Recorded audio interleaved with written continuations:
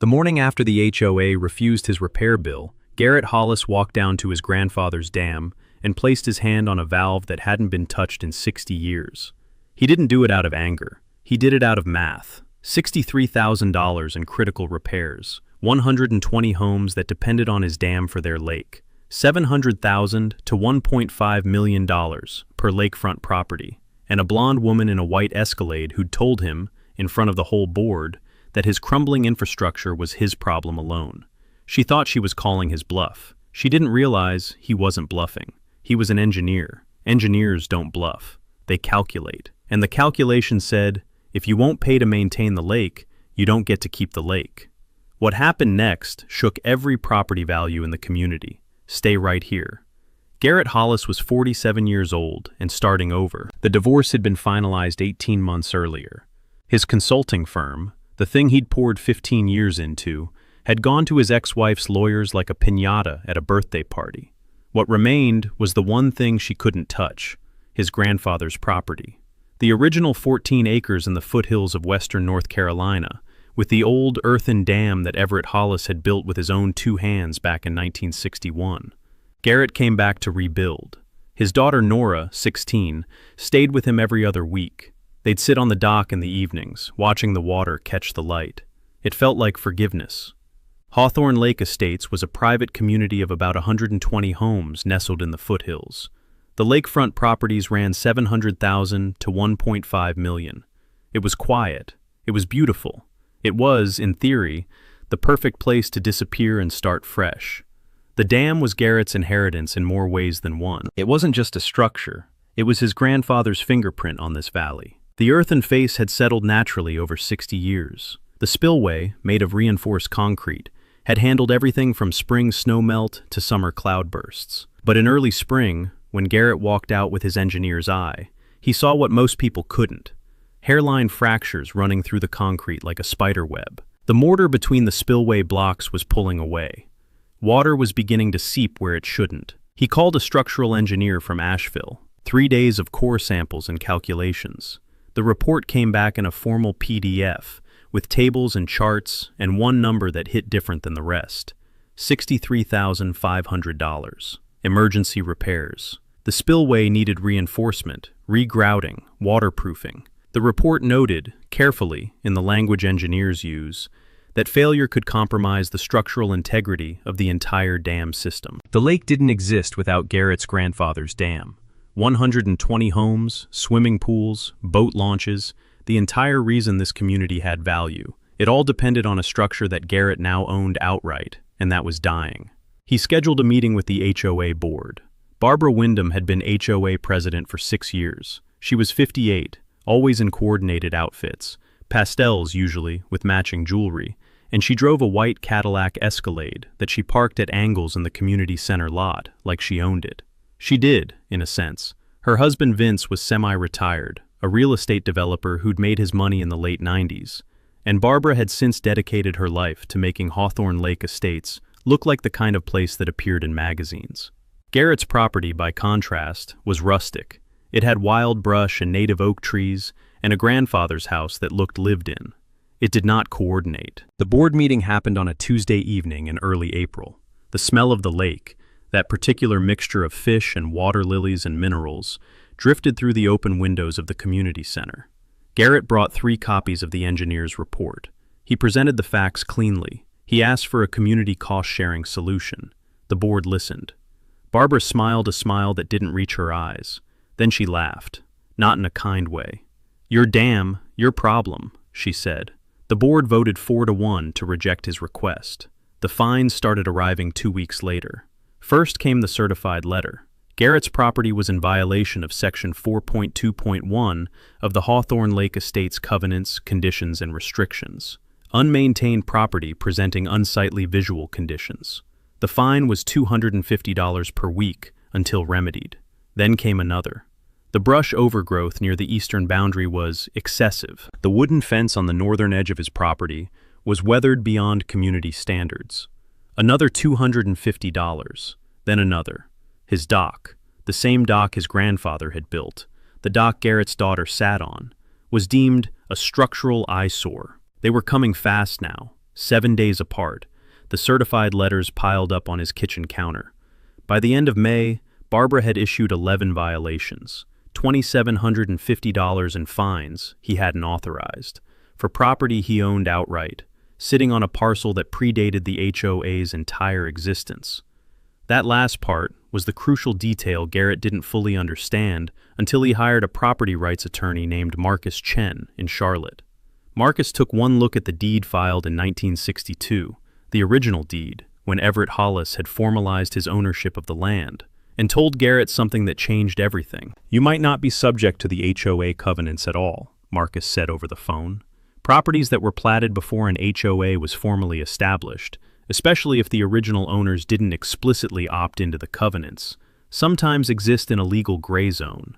Did your grandfather ever sign an acceptance of the CC and Rs?" Garrett had no idea. He asked his mother. She found the old documents in a cedar chest, correspondence from 1972 from an HOA attorney requesting his grandfather's signature on a formal covenant acceptance. A note in pencil on the letter, in his grandfather's handwriting, "Not interested in their rules on my private land." He'd never signed.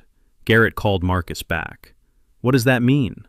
"It means Barbara Wyndham has been issuing fines on properties she may have no legal authority to fine. It means your 14 acres might not be bound by the covenants at all. And it means her $2,700 fishing expedition just became very expensive for her."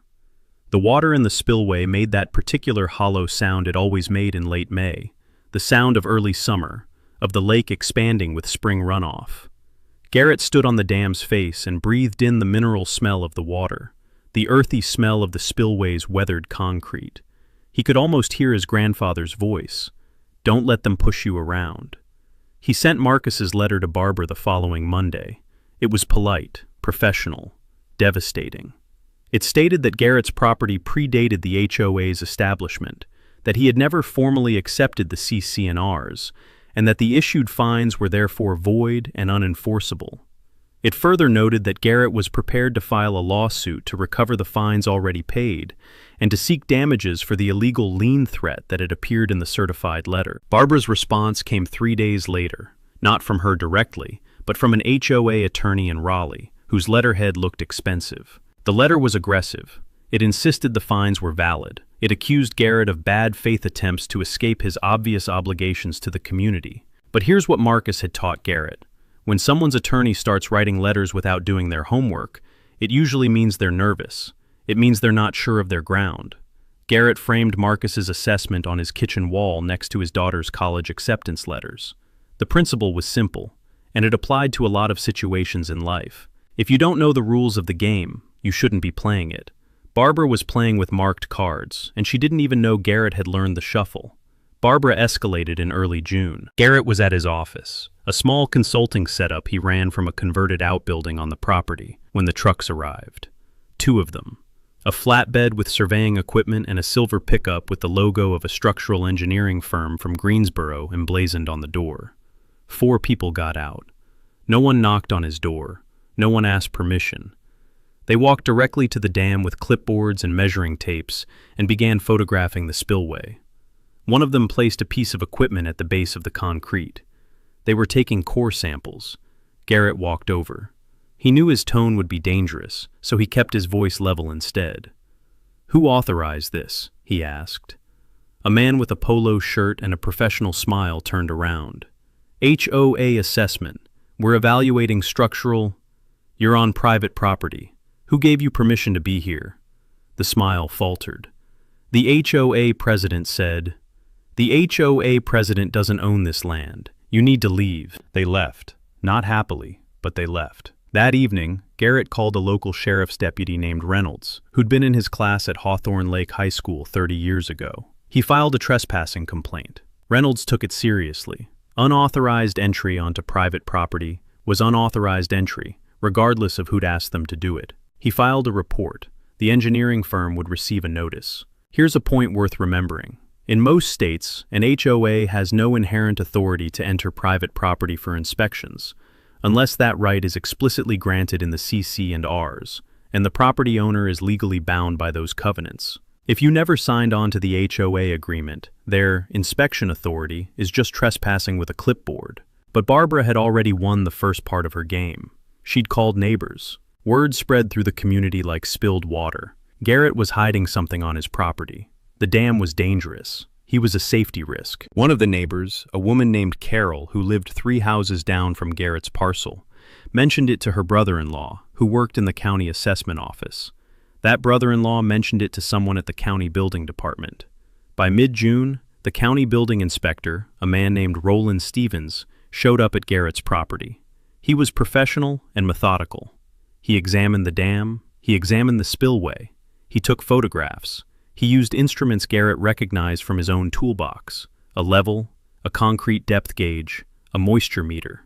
Then Stevens did something unexpected. He called Garrett over and pointed at the spillway. "How long has this been cracking?"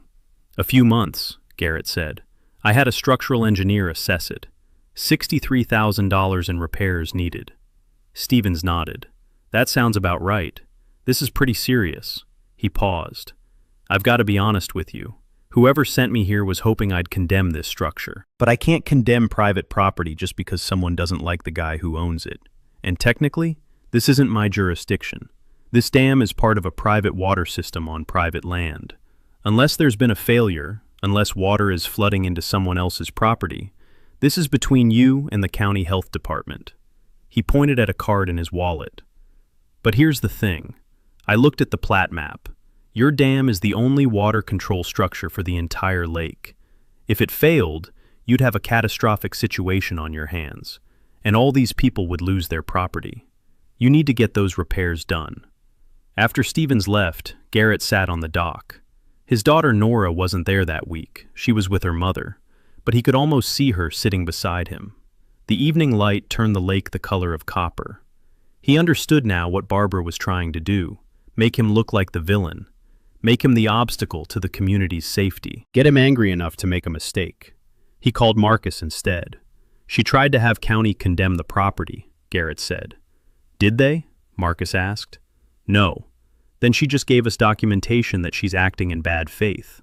That's discovery material. That's the kind of thing juries remember." The water through the spillway made that hollow sound again. It sounded different now, like a warning, like counting down. July brought heat and desperation. Barbara organized a petition, 73 signatures from Hawthorne Lake residents demanding that Garrett make immediate repairs to the unsafe structure or grant the HOA authority to repair it at the owner's expense. The petition was framed and delivered to his mailbox in a plastic sleeve, like a certificate of betrayal. One of the signatories was Carol from 3 houses down, the neighbor Garrett had bought groceries for when her husband had his heart attack 2 years ago. The petition meant nothing legally, but it meant something socially. It meant Barbara had convinced most of the community that Garrett was the problem. She doubled down. At the next HOA meeting, attended by 47 residents in the community center with the lake smell drifting through the windows, Barbara stood up and announced that the HOA was exploring all available remedies, including whether North Carolina's eminent domain laws applied to community structures. Garrett learned about this from Marcus, who'd been monitoring the meeting minutes. "Eminent domain?" Garrett asked. "She can't do that." "No," Marcus said. "She absolutely cannot. Only government entities can exercise eminent domain, not private HOAs, not Barbara Wyndham. If she's publicly stated that she's pursuing this option, that's another piece of evidence that she's either operating in bad faith or doesn't understand the law she's supposed to be enforcing. Possibly both." 2 days later, a letter arrived on thick, cream-colored paper from Raleigh.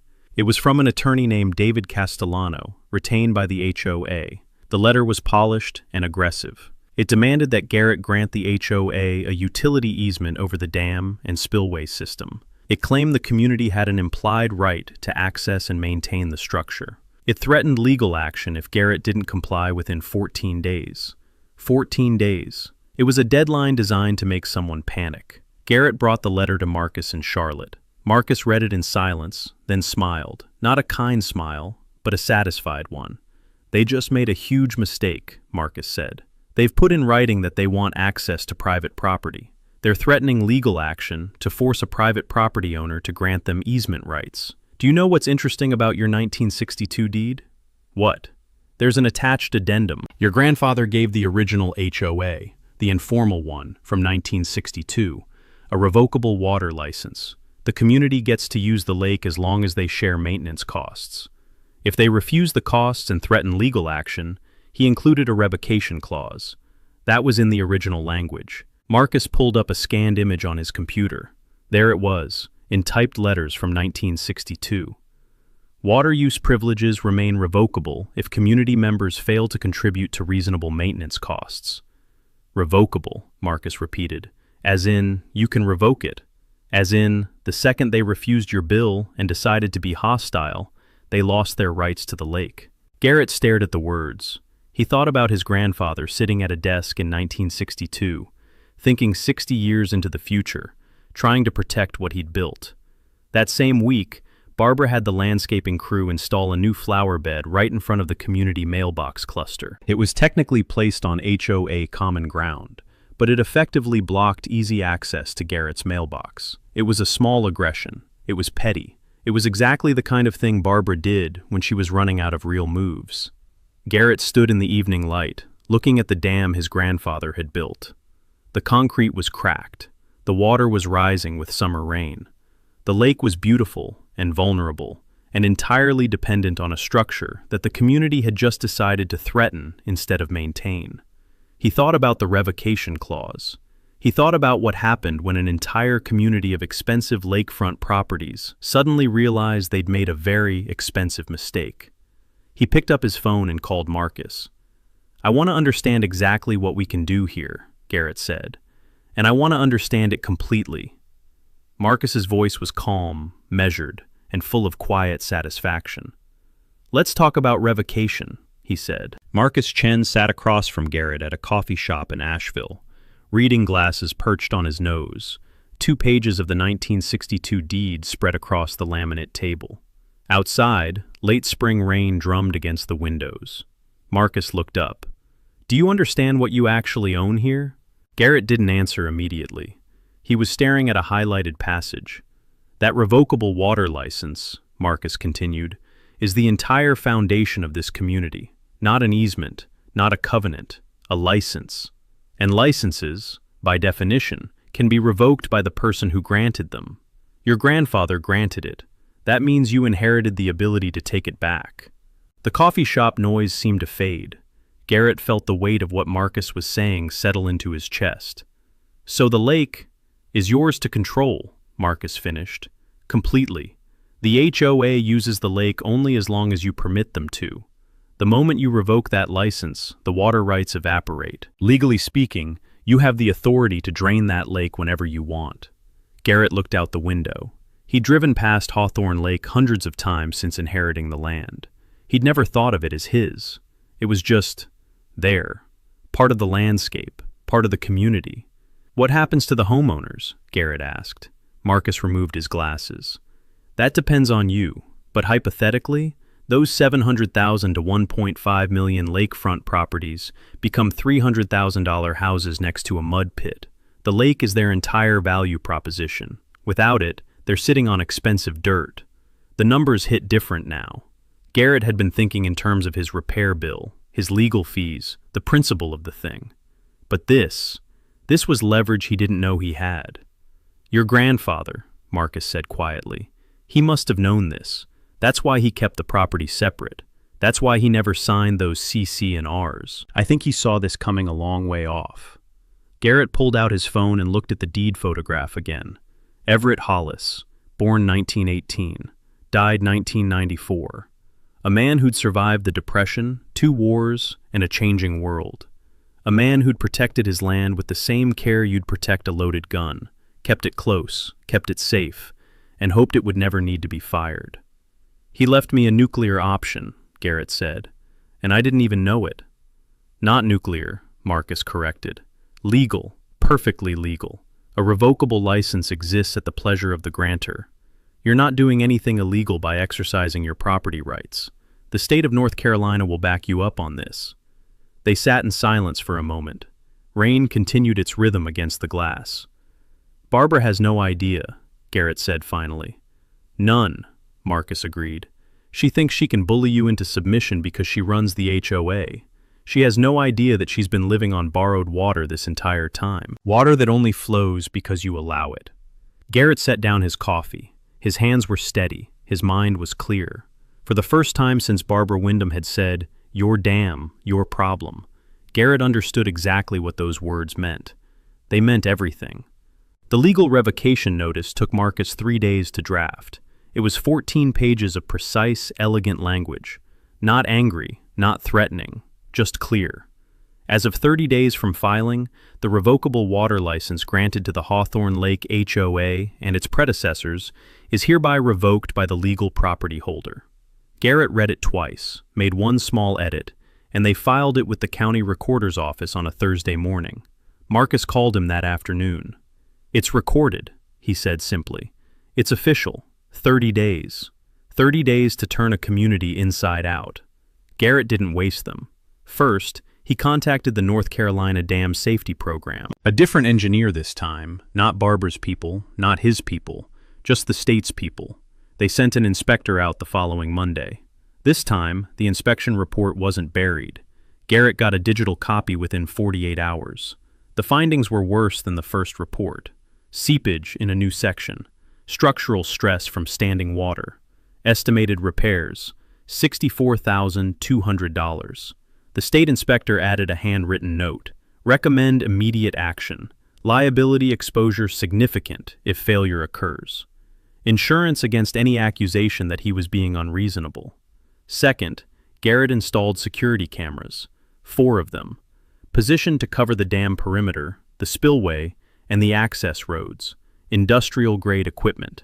He mounted them on metal poles and aimed them at the sky like they were guarding something sacred, because he was. He was documenting every frame of what came next. Third, he researched North Carolina's controlled drawdown procedures. It turned out you couldn't just open a spillway valve and let chaos happen. There were fish relocation protocols, environmental considerations, permit requirements. Under NC dam safety regulations, dam owners have specific rights and responsibilities. The state can order repairs but cannot force others to pay for private infrastructure. Garrett spent 2 evenings reading state guidelines, contacting the North Carolina Wildlife Resources Commission. They were helpful, accommodating. When he explained the situation, community refused to pay for repairs, he was exercising his property rights. Nobody said he couldn't do it. They just said if he was going to lower the lake, he needed to do it responsibly. Garrett ordered a fish tank, 300 gallons. He researched how to humanely relocate the largemouth bass and bluegill that called Hawthorne Lake home. He wasn't a villain in this story, and he wasn't going to let his leverage turn him into one. Fourth, he rented equipment, a portable pump station, marking tape, protective barriers. He went down to the dam on a Wednesday afternoon, alone, deliberately, and marked out the spillway system, the main valve, the secondary valve, the control mechanisms that, for 62 years, had been sitting quietly, taking orders from nobody but him. Fifth, he called James Whitfield, a journalist at the Asheville Citizen-Times, who covered community disputes and HOA conflicts. Garrett didn't offer details. He just said, "Something's about to happen out at Hawthorne Lake. You might want to pay attention." Sixth, he prepared his own documentation. He scanned the 1962 deed. He photographed the property records. He made copies of every letter Barbara had sent, every trespassing contractor's invoice, every fine notice. He organized it all chronologically and created a simple 1-page summary. Timeline of events, repair request to revocation notice. Just the facts, just the sequence. None of this was aggressive. It was methodical. It was what a civil engineer does: assess, plan, document, execute. His daughter Nora found him in the garage on the Friday before the drawdown, testing the pump station's pressure gauges. "Dad, what are you doing?" "Making sure everything works," he said simply. "When you're about to change something this significant, you don't guess, you verify. Every system, every pressure point. You understand what's about to happen before you let it happen." She watched him work for a minute, then said, "You're not angry about this anymore, are you?" Garrett looked up from the gauges. "No," he said. "Angry is what Barbara was when I wouldn't cave. This is different. This is just inevitable." The legal filing appeared in the county records database on Friday afternoon. By Saturday morning, Barbara Wyndham had called an emergency board meeting. Garrett wasn't invited, but he heard about it within hours. A neighbor texted him. "They know. They're freaking out." The HOA's response was predictable. They lawyered up.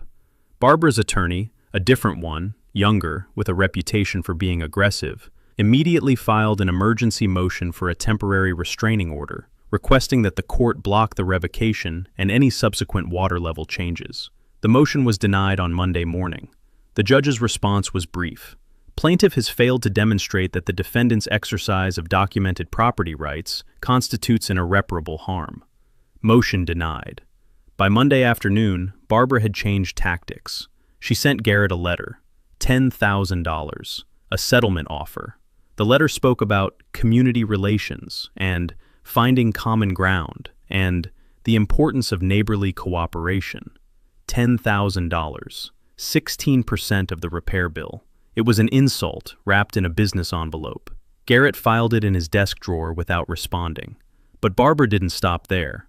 She started posting on Nextdoor long, panicked messages about how Garrett was holding the community hostage and extorting homeowners and putting private property interests above public safety.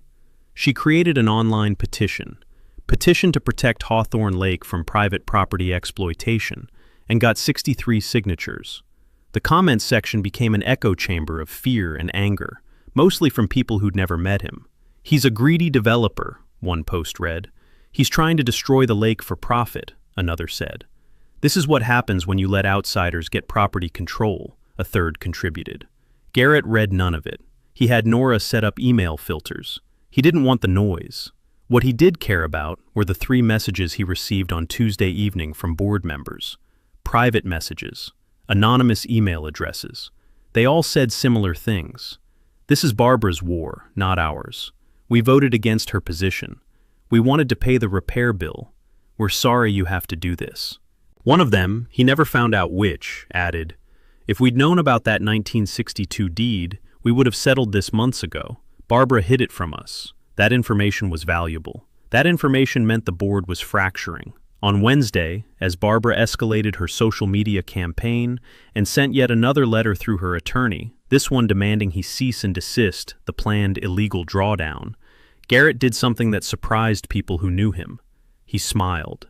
Not a cruel smile, not a satisfied one, just a clear-eyed recognition that he was watching a house of cards understand, for the first time, that the wind was coming. He documented everything Barbara sent, every Nextdoor post, every board email forwarded to him by concerned residents, every news story that started circulating about the lake house dispute and HOA president versus property owner. He made copies. He made backups. He kept his phone clean. No angry texts, no heated responses, no public statements. When Marcus called on Thursday to ask how he was holding up, Garrett said, "Better than I have since this started.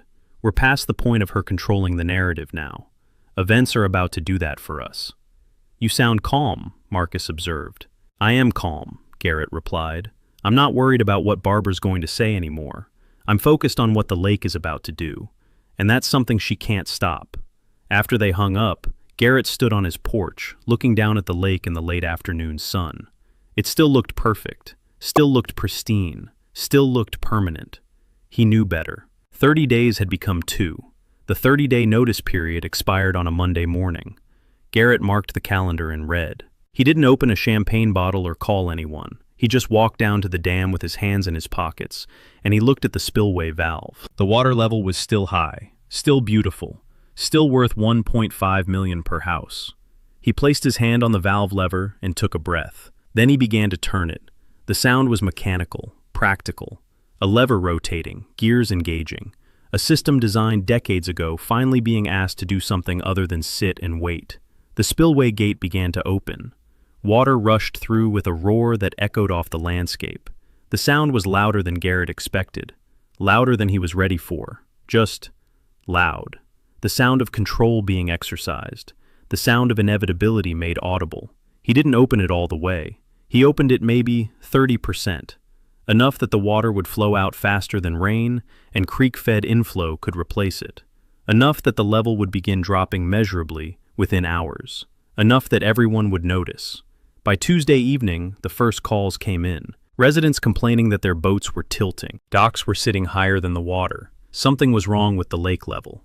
By Wednesday morning, the water had dropped 4 inches. By Thursday, another 4. By Friday, 8 more. The pattern was clear: 6 inches per day, give or take. Controlled, measurable, relentless. Garrett opened the spillway a little wider. 10 inches per day. The sensory reality of a draining lake is something you don't fully understand until you see it happen. The smell was the worst part. Not all at once, but building. That rich, rotten stench of exposed lake bottom, rotting vegetation, disturbed mud, the mulch of 60 years of decay that had been submerged and anaerobic. Fish struggling in shallow water, decomposing algae, the smell of a world that wasn't meant to breathe fresh air. The sound was different too. No longer the gentle lap of water against docks. Instead, the scrape of boats dragging across gravel, the crack of mooring ropes going slack, the slurp and squelch of mud being exposed, yard by yard, foot by foot. A realtor friend of Garrett's, someone he trusted, called him on Friday afternoon. "Properties are already down," she said quietly. "Some of the waterfront homes have dropped 200 grand in comp value. Buyers are pulling offers. People are panicking." The lake dropped another 14 inches that weekend. On Sunday evening, Garrett received a phone call from a number he didn't recognize. He almost didn't answer. When he did, the voice on the other end was male, measured, professional. "Garrett, this is Vince Wyndham, Barbara's husband, the real estate developer, the one who'd invested heavily in lakefront development, the one whose portfolio was currently evaporating." "I'm calling on my own," Vince continued. "Barbara doesn't know. I need to know what it would take for you to stop this." Garrett stood on his porch. The sun was setting. The lake was visibly lower than it had been that morning. He could see exposed shoreline now, muddy, ugly, strewn with rocks and algae-covered logs. "Pay the $63,500, Garrett said, "plus my legal fees, $18,000. Get the board to authorize it. Get it done before the middle of next week." Silence on the other end. Then, "That's a lot of money." "It's exactly the money you said wasn't your problem," Garrett replied. "But now it's everyone's problem. So yes, that's what it costs." Another pause. Vince was doing math in his head. $40,000 in home value loss per property. 68 lakefront properties affected. His own holdings worth roughly $3 million. $3 million evaporating because his wife said no to $63,000. "I'll talk to Barbara," Vince said finally. "You do that," Garrett replied, and he hung up. The lake dropped another foot that night. By Monday morning, the community was in open panic. People were calling county commissioners. People were posting frantic messages online. People were beginning to understand that they didn't actually control this lake. Garrett did. The emergency HOA meeting was called for Tuesday evening at 7 p.m. in the community center gymnasium. The message went out at 6 a.m. All residents invited. Critical community matter. By 6:45 p.m., the parking lot was full. Cars lined the street. People were standing outside because there was no more room inside. 93 residents, according to the fire marshal who showed up to monitor capacity. 93 people who'd bought into the dream of Hawthorne Lake and were now watching that dream recede into mud. Barbara Wyndham stood at the podium in a red blazer, her blonde hair taut, her jaw tight. She'd called the meeting hoping to take control of the narrative. It didn't work that way. "I want to address the current situation with our water levels," she began, her voice sharp. "The problem is not the HOA. The problem is one individual who is using our shared resource as a weapon." Garrett was already standing. He wasn't in the front. He was in the middle, flanked by Marcus Chen on one side. On the other side stood a woman with professional camera equipment, Sarah Hendricks, Asheville Citizen-Times. She was filming everything. "Excuse me," Garrett said quietly. "I have some information to share with this community." The gymnasium went silent. 200 eyes locked on him. "I'm Garrett Hollis," he continued. His voice was steady, no anger, just clarity. "I own the property that the dam sits on. I own the water rights. I inherited them from my grandfather in 1994. Before I say anything else, I want to be clear about something. I came to this community with a solution. The dam needs repairs. I got estimates, $63,500. I presented that to the HOA board and asked for cost sharing. He pulled out a folder. He held up the original estimate, the laminated copy so people could see it from the back of the gym. The response I received was, "Your dam, your problem." He paused and let that sink in. After that, he continued, the HOA sent trespassing contractors to my property. They tried to get the county to condemn my home. They organized petitions. The president threatened eminent domain. And when I exercised my legal property rights, they sent letters accusing me of extortion and hostage-taking. Marcus stood and distributed copies of the 1962 deed, copies of the revocation notice, copies of the North Carolina Dam Safety Program's second inspection report, copies of the court's denial of the temporary restraining order. "What you're looking at," Garrett said, "is 62 years of documented property rights. That lake exists because my family permits it to exist. That's not opinion, that's law. That's the deed your community is built on." Sarah Hendricks filmed the crowd's reaction, the confusion, the dawning understanding. "I didn't want to do this," Garrett said, and his voice carried genuine weight. "I wanted to repair the dam. I wanted to protect the lake. I wanted to keep it as a community resource. All I asked was that everyone chip in to maintain shared infrastructure. Instead, I was told no." He looked directly at Barbara. "I never wanted a war. I wanted $63,500 in repairs to protect your lake. You said no, so I started protecting my property instead. And it turns out, when you protect a dam, you control a lake." He let that hang for a moment. "I could drain it completely," he added. "Legally, I could, but I don't want to. I want the same thing I wanted 6 months ago. I want the dam repaired and the lake protected. I want to be part of this community, not at war with it." A voice called from the back. "What do we have to do?" "Pay the repair bill," Garrett said. "All of it, plus my legal fees. Authorize it as a community. Get the dam fixed before fall. After that, we can talk about a maintenance fund so this never happens again." The room erupted, not in anger, in confusion, in people turning to look at Barbara, wondering how they got here, how their president had walked them straight into catastrophe. A board member Garrett had never met stood up. "Motion to remove Barbara Wyndham as HOA president, effective immediately." A second voice. "I second." The vote took 3 minutes. It was 91-2. Barbara left the room without speaking. Her blazer was still perfectly pressed, but her face had gone the color of wet concrete. The new board president, a woman named Diane who'd voted against Barbara from the start, called for a vote on paying Garrett's repair bill in full, plus legal fees. It was unanimous. The gymnasium erupted again, and this time it sounded different. It sounded like relief. The dam was repaired by August 15th. A certified crew, approved by the state, working methodically through the summer heat. Garrett stood on his porch some mornings and watched them work. He didn't interfere. He didn't offer advice. He just made sure they had what they needed and that the work was done right. By September, the lake was full again. The water level had returned to normal. The docks were level. The boats were floating properly. Hawthorne Lake looked like it had never been threatened at all, except for the raw new concrete on the dam and the fresh riprap along the shoreline. The community, for the first time since Garrett had inherited the property, was united. The Hawthorne Lake Dam Maintenance Fund was established in October, $200 per household, per year. It wasn't revolutionary. It was what should have been there the entire time. But now it was formal, documented, binding. Garrett donated a 3-acre strip of woodland around the dam to the community. He deeded it as permanent public green space, subject to a conservation easement. That land would never be developed. It would always be protected. He named it the Everett Hollis Trail, after his grandfather, the man who'd seen this entire conflict coming 60 years before it started. His daughter Nora organized a lake cleanup day that first spring after the repairs. She got 47 residents to participate. They pulled decades of debris from the shoreline.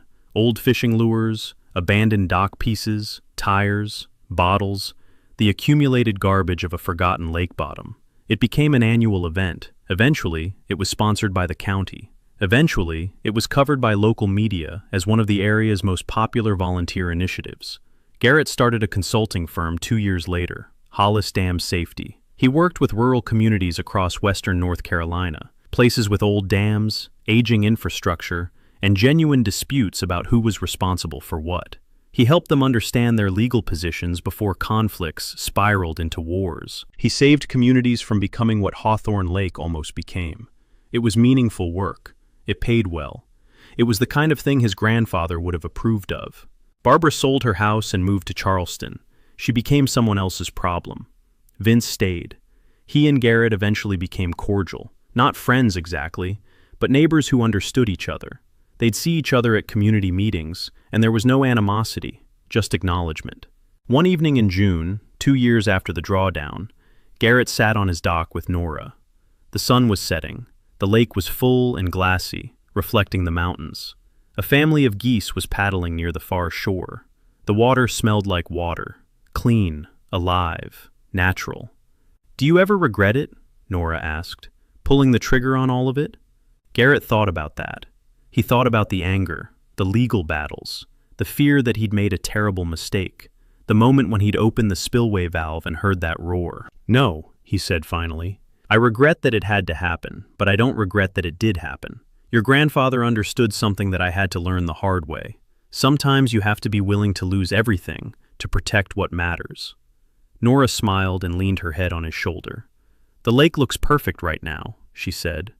"It does," Garrett agreed, "and it'll stay that way, because now people understand what's at stake." The sun finished setting, the lake went dark, and in the darkness, Garrett could hear something he'd rarely heard in the years before, the sound of a community that understood the price of peace. If you've ever had an HOA try to take control of something that wasn't theirs, drop your story in the comments. We read every single one, and if you haven't already, hit subscribe, because next week, we've got a story about a man whose HOA fined him for the color of his front door, and what happened when he painted every single door on the block the same shade of bright yellow. You don't want to miss that one. Here's what I want you to take away from this one. Barbara Whiteheim didn't lose because Garrett was richer or louder or meaner. She lost because she confused authority with ownership. She ran that HOA like she owned the lake, the land, and every decision that touched them. But she never once checked the deed. She never asked who actually controlled the water. And when someone showed up with a legitimate request and a reasonable number, she laughed at him. That's where the real mistake, not the fines, not the trespassing, the laugh. Because Garrett wasn't the kind of man who forgot being laughed at. He was the kind of who went home, called a lawyer, and read every document his grandfather ever signed. The lesson is simple. Preparation beats power. Every single time. Documentation beats volume. Patience beats panic. And if you're going to pick a fight with someone over their own property, you